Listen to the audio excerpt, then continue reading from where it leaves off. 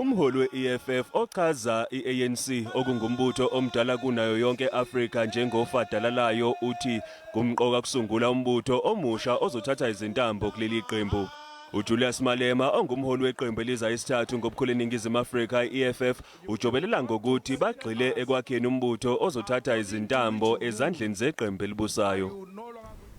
If you want to remove the ANC, the first thing you have to do is to form an organization, and that's where we are. We are at a formative stage, taking the ANC toe to toe in each and every ward, and that's where I'm interested. I'm not interested in municipalities. I'm not interested in government. The ideas of the EFF must find resonance with the people on the ground. And how do you do that? You do that by forming an organization, because our ideas are radical.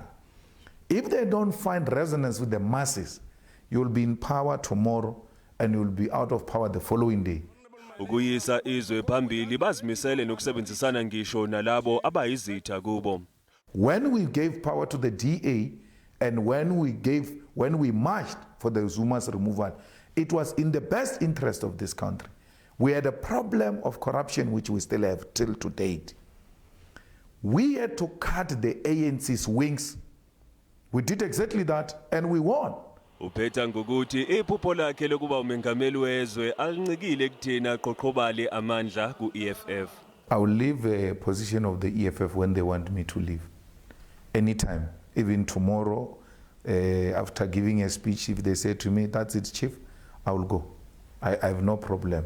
My leaving the position of the president of the EFF has got nothing to do with becoming the president of the Republic of South Africa. The two are not related. I-Economic Freedom Fighters iqembu lezombusazwe elikhula ngesivinini kuleli kwazise okhethweni lika-2019 lanqoba izihlalo ezingama-48 lisuka kwezingama-20 kanti zicela izigidini ezimbili zakhamuzi ezayisa leli qembu ngevoti ephalamende.